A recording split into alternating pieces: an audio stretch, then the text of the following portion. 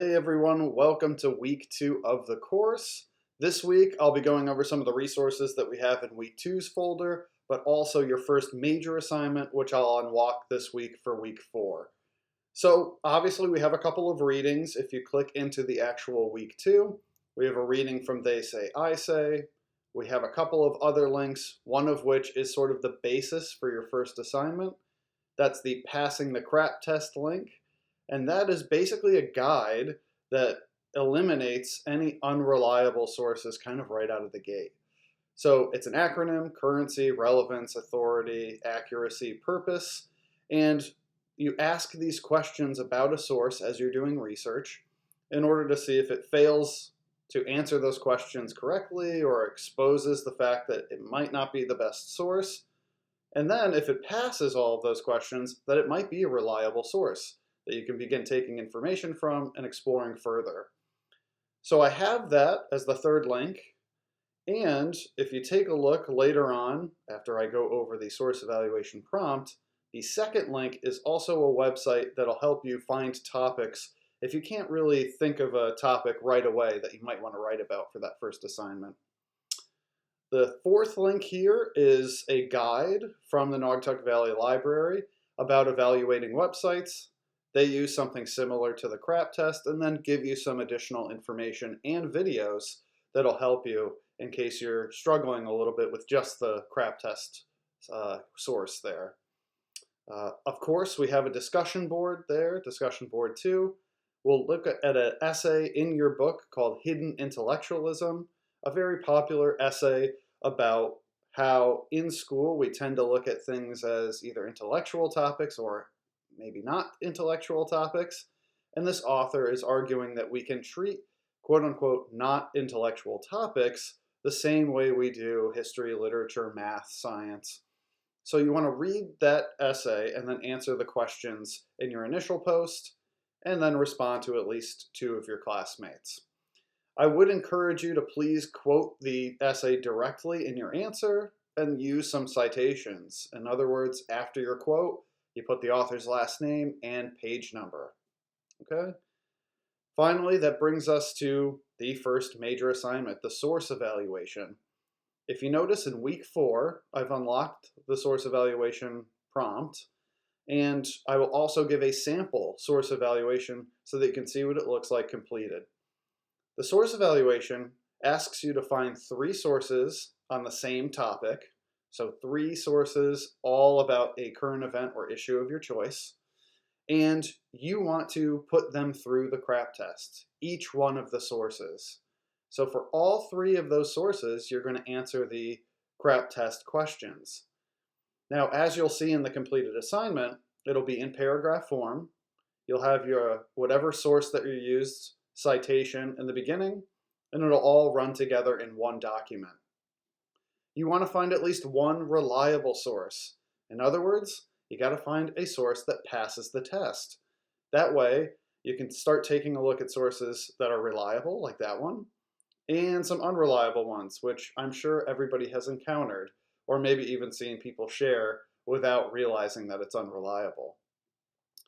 Go over each of these sources and again circle back to that pro-con, the second link in week 2. If you can't really come up with a current event or topic of your choice, they have compiled information about 100 topics, current events, and it kind of gives you a rundown of what the pro and con sides are saying and gives you some context for the issue as well. Maybe find 2 or 3 topics that interest you and begin looking at some sources, and the unreliable ones will probably be the easiest to find. Again, let me know if you have any questions about any of the materials in each week, and of course reach out anytime you have any questions about any of the assignments or discussion posts. And I look forward to hearing your responses to the Hidden Intellectualism essay. Last little thing I wanted to do, I had a lot of people in the initial post say that they're big readers and writers, and I've had other people in other sections of my course ask, what are you reading, or what are some of the books that you enjoy? So I wanted to take some time to pick out a couple of books here. This is the end of Women in Translation Month. So this is a month celebrating women writers who are in translation to English, so from other languages. So I wanted to highlight some of the ones I've enjoyed recently that are either rereads or new reads. First one here is Family Lexicon by Natalia Ginsburg.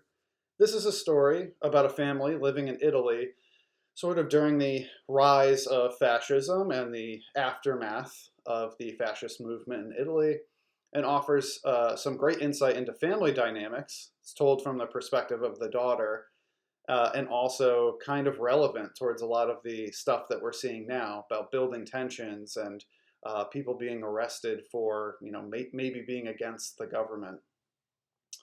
The other book that I've enjoyed from the same publisher, Notes of a Crocodile. This is Chinese literature from Kui Mao Jin.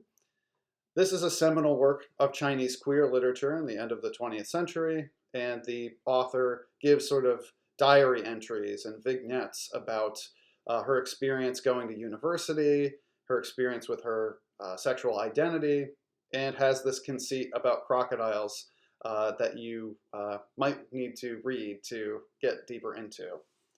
All right. Other one I wanted to highlight, On the Calculation of Volume.